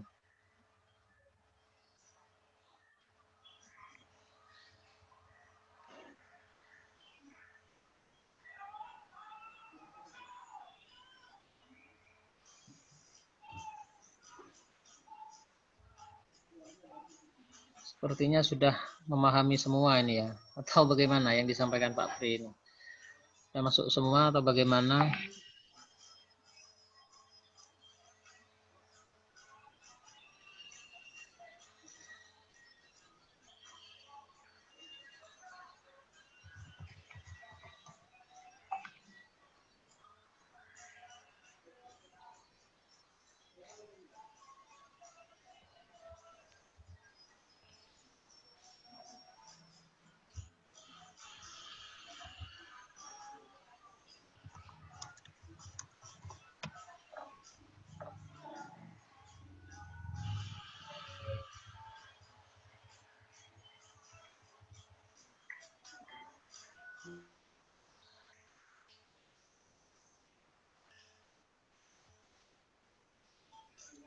Bapak Ibu silahkan bertanya jika ingin bertanya. Boleh di kolom chat Bapak Ibu.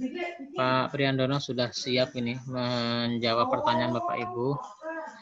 Sembari Bapak Ibu menyusun pertanyaan, saya tambahkan sedikit berkaitan dengan rencana tindak lanjut kita. Jadi sebagaimana yang telah saya sampaikan di paparan materi kedua, untuk struktur program kegiatan ini JPL-nya 44 Bapak Ibu, termasuk adalah karya akhir berupa buku. Nanti Bapak Ibu bisa berkelompok, bisa antologi bareng-bareng atau individu, gitu ya, atau individu. Tapi jangan ke sana sini. Nanti Sini bisa situ kita nggak usah. bahas ya, kita bahas di grup berkaitan dengan ini sehingga Bapak Ibu tuntutan tugasnya terpenuhi, kemudian bisa mendapatkan sertifikat dan mendapatkan karya. Silahkan Bapak Ibu. Kemudian informasi yang kedua, besok jam 1 siang akan ada peluncuran buku terbitan Pustaka Mahameru. Bapak Ibu bisa mengikuti via Zoom ya, atau live streaming di channelnya Pustaka Mahameru. Jadi jam 1 siang besok ada peluncuran buku, ada sekitar 100-an buku lah ya yang diluncurkan besok, dengan mengundang beberapa pejabat yang sudah bekerja sama dengan kita, termasuk Ketua PGRI Bontang, yang pelatihannya hari ini kita ikuti. Ya, dari Bu Retno ini, Pak Pri. Assalamualaikum, bagaimana caranya supaya setiap paragraf dan tulisan yang kita buat bisa jadi lead? Silakan Pak Pri.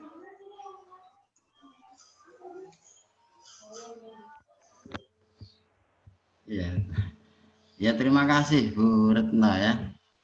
Jadi seperti tadi yang saya sampaikan, lead itu kepala tulisan ya, atau paragraf pertama. Jadi maksud saya tadi adalah lead itu adalah kunci ya, atau paragraf pembuka supaya pembaca itu mau melanjutkan ke paragraf yang berikutnya ya.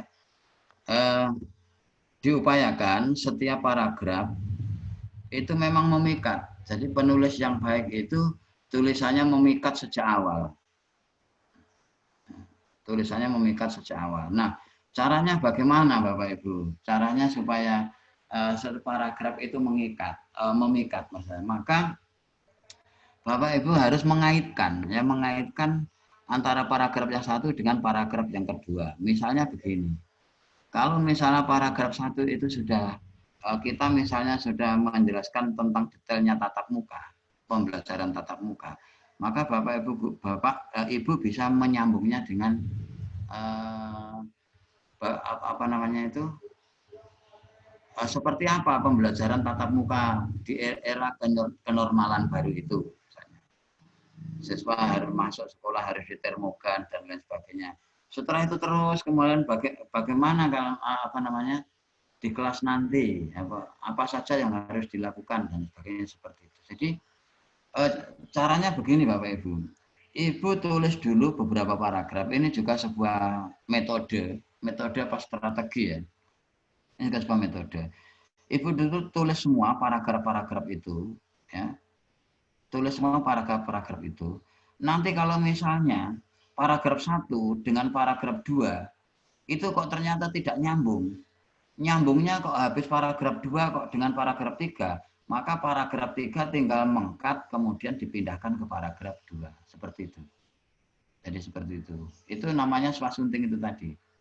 Nah kalau paragraf 2 ini kok gak ada hubungannya, paragraf 2 ini gak efektif, boleh dibuang dan lain sebagainya. Jadi supaya mungkin kurang tepat ya saya tadi mengatakan setiap paragraf itu menjadi lead. Nah, artinya setiap paragraf itu apa namanya memikat. Lead tetap pertama Bu ya. Lead adalah tetap pertama. Lead itu adalah paragraf pertama. Jadi maksud saya adalah setiap paragraf itu harus bagus, harus memikat. Nah, caranya itu seperti tadi Bu, harus runtut. Harus runtut. Jadi tidak boleh. Kalau misalnya tidak runtut, maka bisa ditutup sementara dengan bintang 3, terus kita mau melakukan pembahasan lagi. Kalau di dalam laporan itu namanya subjudul misalnya, boleh. Ya. Jadi nanti caranya seperti itu Bu. Kalau memang sulit, ya paragraf itu ditulis semua saja. Nanti setelah itu swasunting dibaca semua. Kok iki ambek iki kok gak nyambung ya. Nyambungnya itu sebenarnya ini setelah ini, tinggal di komputer, di laptop itu diblok, kemudian di-cut, kemudian dipastekan, ditempelkan di setelah paragraf yang nyambung itu tadi. Begitu Bu kira-kira Bu ya yang Baik. saya lakukan. Terima kasih Pak Pri. Pertanyaan berikutnya dari Pak Reza ini. Apakah menulis artikel yang dijurnalkan dari PTK yang pernah dibuat, apakah diperbolehkan?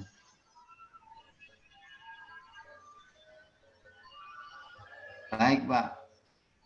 Apakah menulis artikel yang dijurnalkan dari PTK yang pernah kita buat, apakah boleh Pak? Maksudnya PTK itu, hasil penelitian itu bisa kita ubah menjadi beberapa bentuk tulisan. Ibaratnya PTK itu induknya, maka PTK itu bisa bertelur atau beranak menjadi beberapa tulisan-tulisan. Nah, PTK bisa juga dengan Bapak Ibu jadikan best practice misalnya. PTK bisa juga Bapak Ibu tulis menjadi laporan hasil penelitian misalnya.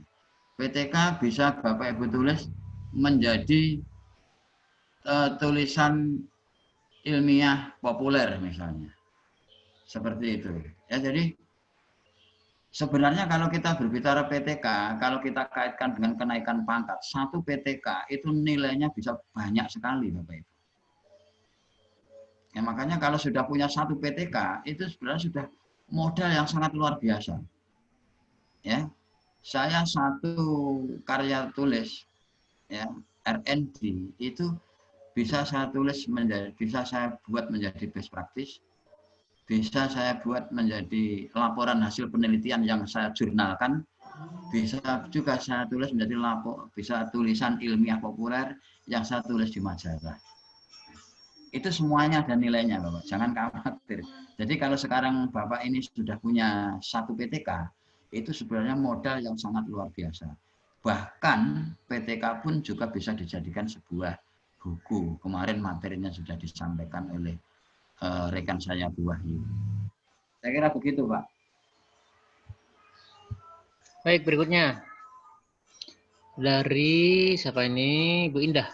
Kalau bentuk tulisan cerpen, bagaimana cara menampilkan juga sudut pandang orang lain di luar penulis?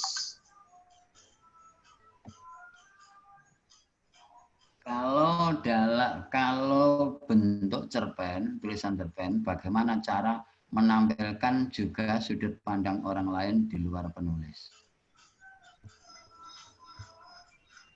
Gimana? Bisa dipahami? Ya, ini bagaimana Bu ya? Jadi cerpen itu kan biasanya kalau begini Bu, jadi cerpen itu kan cerita non fiksi. Kalau kita bisa sudut pandang orang lain itu berarti kan kita ya tetap mengarang Bu ya, istilahnya mengarang orang lain menganggapnya seperti ini. Jadi kalau di dalam cerita fiksi itu yang diutamakan yang pertama kan adalah intuisi ya. Bapak Ibu harus punya intuisi, kemudian apa namanya? Yang kedua adalah mampu mengembangkan imajinasi, kemudian mampu menciptakan pertentangan. Ya, mampu menciptakan pertentangan hingga sampai ke puncak. Bahkan pertentangan itu bisa dibuat naik turun ya, seperti itu. Nah, dan plotnya diatur dengan baik. Nah, kalau sudut pandang orang lain itu nanti cuma bisanya begini, Bapak. Bisanya begini, Bu. Ibu menyampaikan itu sebenarnya sudut pandang orang lain, tapi ibu yang menyampaikannya. Seperti itu. Karena subjektivitas itu sebenarnya kan subjektivitas berasal dari dalam diri kita, bukan dari orang lain, begitu Bapak. Nah, sementara cerita fiksi ini itu kan lebih banyak subjektifnya, lebih banyak membuat emosi kita atau perasaan kita yang berbicara. Nah, kalau kita misalnya terus sudut pandang orang lain, berarti artinya kita membuat tokoh ya Bu ya. Kita menciptakan tokoh. Nah, karakter tokoh itu sebenarnya ibu yang menciptakannya. Jadi seperti itu. Jadi itu bukan istilahnya bukan sudut pandang orang lain, tapi ibu yang menciptakan tokoh itu kalau dalam cerita. Begitu Bu. Pak Muiz mungkin Ya, bisa diberikan kesempatan kepada penanya yang memang mungkin masih belum paham tentang apa yang saya sampaikan. Oke. Terima kasih Bapak Ibu. Berikutnya, jika ini dari Bu Isna ini, jika akan mengubah PTK menjadi buku, syaratnya apa saja dan dikirim kemana? Kemudian apakah ada biaya? Ini sepertinya sudah dijelaskan ya di pertemuan 2 oleh Bu Wahyu. Jadi materi nanti akan saya share ulang di grup Bapak Ibu. Kemudian biaya itu juga akan saya sampaikan di grup. Yang jelas untuk pracetak, kepentingan pracetak Bapak Ibu dikenakan biaya. Ini sudah dijelaskan di pertemuan pertama oleh Pak Suari ya, Pak Suari. Silahkan dari penanya mungkin ada yang ingin dikonfirmasi.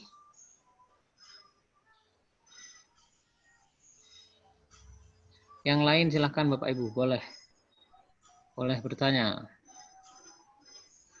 Setelah Pak Isna ini.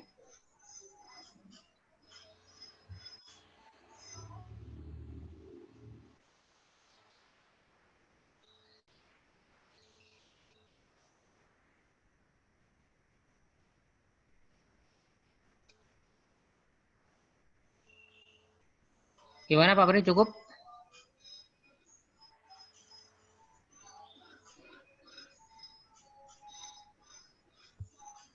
Ya monggo, kalau memang sudah dirasa cukup, ya tidak apa-apa. Ya saya mudah-mudahan Ya. Dari pertemuan Bapak Ibu ini. bagaimana?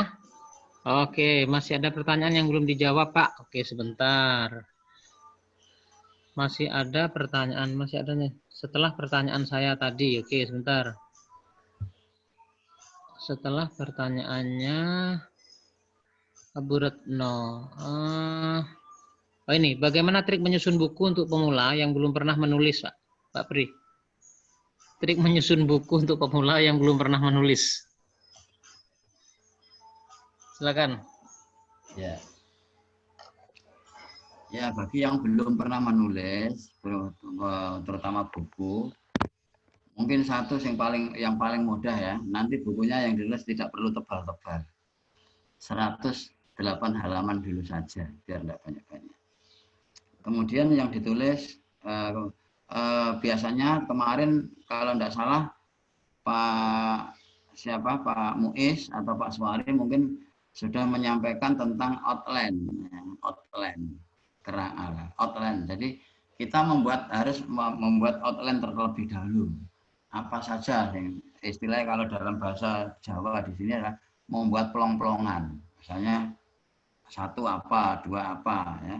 Misalnya kalau masih sulit ya pakai outline sulit tidak apa-apa. Kita nyicil membuat tulisan setiap hari ya, membuat tulisan-tulisan.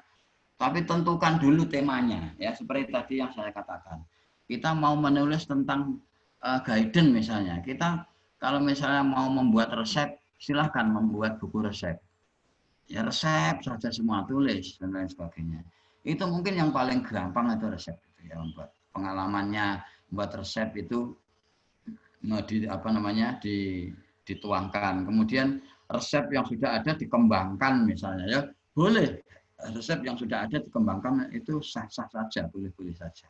Ya, jadi bagi pemula itu saya yakin mungkin ya, kalau bagi pemula mungkin nanti membuatnya bisa berkelompok dulu misalnya ya, berkelompok banyak orang misalnya ya, antologi nulis secara berjamaah ya. Setelah itu kelompoknya dipersempit menjadi 3 atau 4 ya. Nanti setelah itu naik tingkat lagi sendirian seperti itu. Jadi ada proses yang harus dilalui lah ya, harus dilalui. Jadi seperti itu ya. Tapi kaidah-kaidah itu harus tetap dilakukan. Karena misalnya membuat outline, nanti kita harus antologi pun itu ada tema besarnya. Ya, Mahameru pernah membuat antologi bersama dengan judul Rona Corona ya.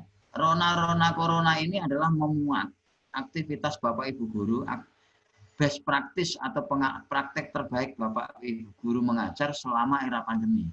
Itu dikumpulkan dari seluruh peserta baru dibukukan. Nah, nanti kalau jenengan sudah tahu itu mempelajari, oh begini. Oh ini juga pernah saya lakukan. Nah, setelah itu kelompok berempat. Nanti kalau setelah kelompok berempat baru sendirian. Tapi kalau misalnya setelah antologi sudah tahu, ya ingin melesat sendirian, itu akan lebih bagus. Ya, saya kira begitu. Baik, berikutnya. Oke, tugas menulis buku berarti bebas jenisnya. Bebas, Bu. Bapak, jadi bebas saja yang disampaikan Pak Pri tadi, boleh antologi bareng-bareng, boleh PTK yang dijadikan buku atau individu atau berkelompok, ya, sendiri-sendiri atau berkelompok, boleh. Oke, saya baca lagi. Oke, masih ada pertanyaan. Jadi nanti tugas penulisan berupa jenis penulisan bebas, Pak, baik fiksi maupun non fiksi. Ya bebas, Pak Reza. Jadi yang disampaikan Pak Pri tadi, tulis apa yang disukai dan disenangi dulu. Jadi tidak ada khusus ya, kecuali Bapak Ibu ingin berkelompok atau antologi. Misalkan silakan cari kelompok di dalam grup. Siapa yang ingin satu kelompok dengan Bapak Ibu, silakan bentuk grup secara mandiri. Atau kalau ingin individu, boleh silahkan. Boleh fiksi maupun non fiksi.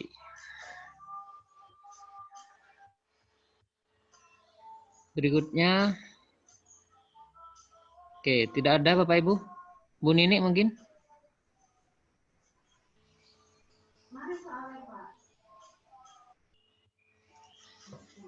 Bagaimana Pak Pri? Oke, ini.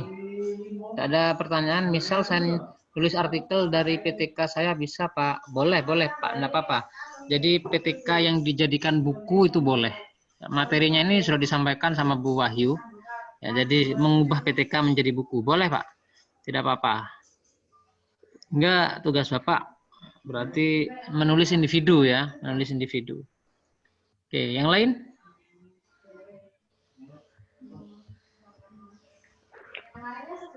Assalamualaikum Pak, apakah saya boleh bertanya? Silakan Bu Retno. Nah ya, jadi Pak gini, waktu saya jadi mahasiswa itu kan pernah membuat penelitian tindakan kelas. Nah, untuk selanjutnya untuk saat ini kan itu waktu masa PPL ya Pak. Jadi kalau untuk saat ini apakah saya boleh misalnya PTK saya itu saya buat jurnal atau saya bukukan kembali Pak, karena jangka waktunya itu sudah sekitar 2 tahun yang lalu. Oke, sudah Bu?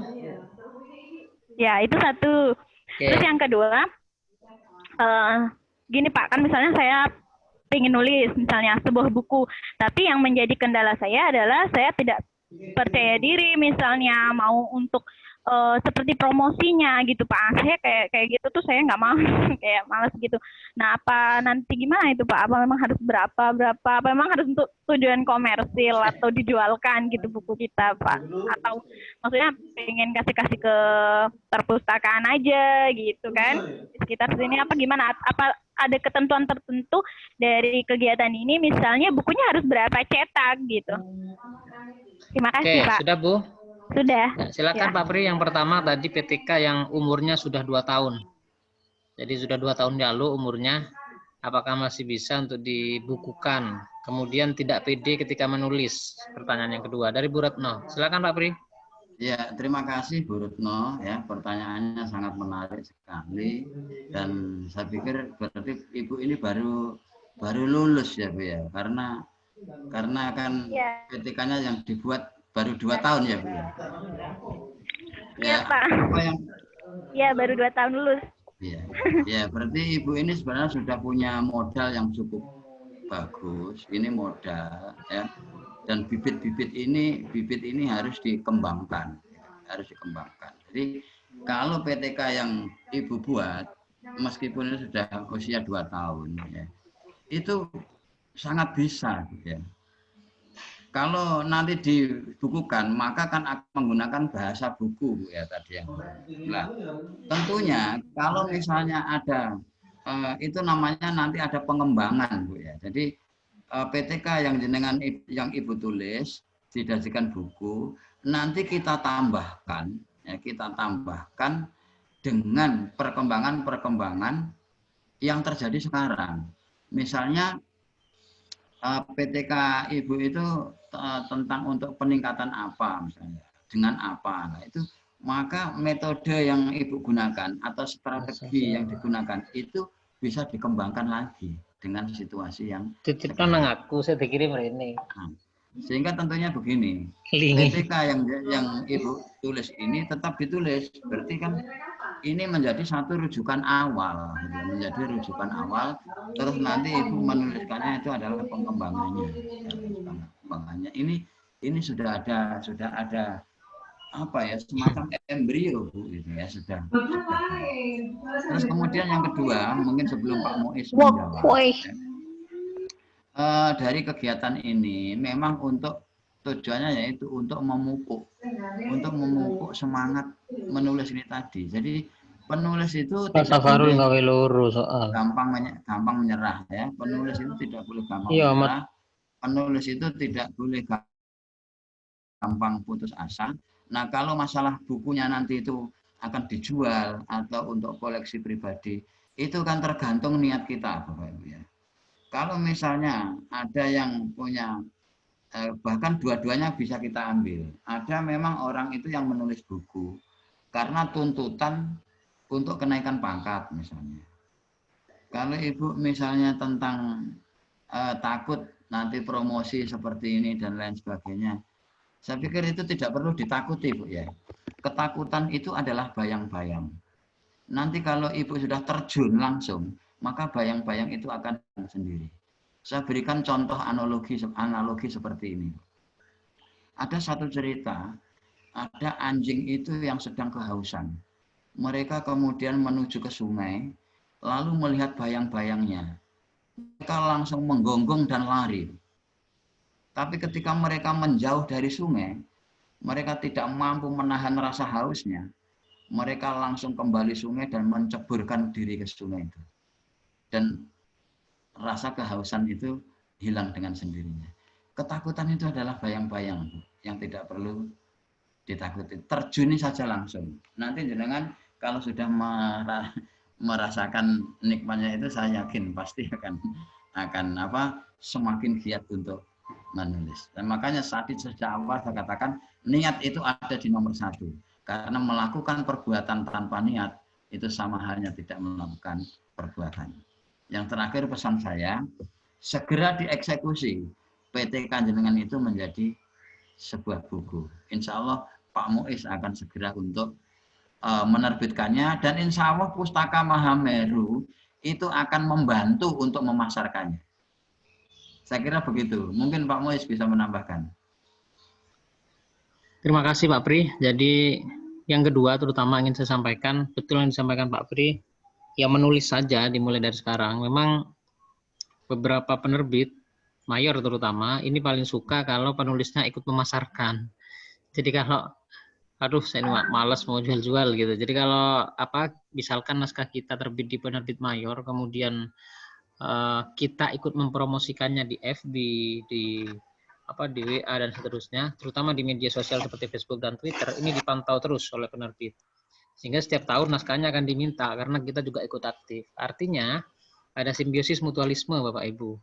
Jadi di penerbit mayor itu mendapatkan naskahnya, kemudian setelah terbit, oh ternyata penulisnya tidak diam ya, ikut memasarkan gitu. Itu disukai. Nah, kalau penerbit indie tidak seperti itu Bapak Ibu. Boleh Bapak Ibu hanya untuk kepentingan pribadi, untuk kenaikan pangkat, misalkan boleh seperti itu, tidak apa-apa.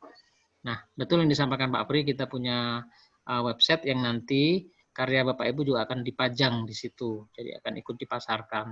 Termasuk kegiatan besok Bapak Ibu akan ada peluncuran 71 judul buku, 104 judul buku yang akan diluncurkan besok secara serentak melalui Zoom. Bapak Ibu nanti bisa hadir, linknya akan saya share di grup. Ini merupakan buku terbitan Klik Media dan Pustaka Mahameru selama bulan Oktober dan November. Sehingga nanti termasuk karya Bapak Ibu nanti juga akan diluncurkan tahun depan karena kan sudah lewat. Besok dibarengkan momennya dengan momen Hari Guru Bapak Ibu. Ya, jadi besok Bapak Ibu bisa hadir di ruang meeting Zoom untuk mengikuti peluncuran buku yang dihadiri oleh teman-teman yang bekerja sama dengan kita yang sudah melaksanakan pelatihan. Begitu Bu Retno? Berkaitan sama PTK tadi boleh tanya dikit Pak? Silakan. Monggo. Kan saya belum paham kali karena masih baru. Jadi Pak, PTK yang pernah saya buat 2 tahun lalu, seandainya saya pindah sekolah dengan metode yang sama, dengan masalah yang sama, apakah bisa dibuat PTK juga gitu? Cuman berbeda sekolahnya saja, beda kelasnya misalnya. Gimana Pak Pri? Jadi PTK yang sama kemudian digunakan di tempat yang sama dengan tempat yang beda Pak. Di tempatnya metodenya beda. Ya, tempatnya beda tapi metodenya sama gitu. Karena permasalahan yang dihadapi ternyata sama. Nah, kita buat PTK dengan solusi yang sama dengan yang pernah kita buat. Nah, itu boleh nggak Pak? PTK itu kan memang hanya bisa dilakukan di satu tempat, ya. Di tempat itu, di kelas itu juga, pada saat itu juga. Sehingga nanti kalau misalnya di tempat lain ada persoalannya yang sama, ya, itu berarti kalau misalnya mau jenengan pakai lagi di tempat yang lain, ya mungkin itu bisa dikembangkan lah Bu, dikembangkan dengan misalnya menggunakan metode apa, nah dikembangkan dengan metode ini berbasis apa, berbantuan apa begitu. Jadi nanti kalau misalnya sama ya, jadi kan berarti kan sama persis itu kan nanti malah dianggap Bu, dianggap auto plagiasi karena hanya memindahkan angka tahun dan tempat dan subjek penelitian saja ya. Tapi kalau jenengan kembangkan, saya pikir enggak, karena ada pengembangan di situ, gitu ya. Ada pengembangan. Kalau ada pengembangan enggak masalah. Kenapa kok seperti itu? Setiap penelitian itu pasti diminta selain kajian pustaka, itu juga ada daftar rujukan. Artinya daftar rujukan itu adalah penelitian ini merujuk pada penelitian sebelumnya itu apa, kan begitu, sehingga tampak ada pengembangan. Begitu ya Bu Retno. Ya Pak, terima kasih banyak. Ya, doakan saya bisa nulis ya Pak. Ya. Ya, terima kasih. Yang lain silakan. materi saya share di grup Bapak Ibu. Bisa di-download. Nah, Bapak Ibu, sebelum kita akhiri, output dari kegiatan ini adalah menulis. Jadi nanti Bapak Ibu tidak ada tugas sebenarnya, tetapi jika Bapak Ibu ingin tuntas di kegiatan ini, maka Bapak Ibu harus menulis dan menerbitkan buku. Boleh individu, boleh berkelompok, boleh antologi bareng-bareng rame-rame. Silahkan buat kelompok sendiri, cari teman sendiri untuk menulis, terutama yang satu grup. Ya, jadi di grup itu bisa Bapak Ibu sampaikan di situ, siapa yang mau satu grup dengan saya, temanya ini gitu ya. Jadi temanya bebas Bapak Ibu, bebas. Nah, kami menunggu Bapak Ibu nanti kita buat kesepakatan di grup berkaitan dengan rencana tindak lanjut ini sehingga semuanya menjadi tuntas. Pak Pri, ada closing statement? Ya, jadi sebelum saya mengakhiri, ya saya mengucapkan terima kasih kepada Ketua PGRI Bontang yang telah memberikan kesempatan kepada saya terutama untuk berbagi dengan teman-teman guru di Bontang. Yang kedua, saya juga mengucapkan terima kasih kepada Bapak Ibu yang telah hadir meskipun secara virtual. Mudah-mudahan acara pada pagi hari ini mendapatkan ridho dan diridhoi oleh Allah Subhanahu wa taala.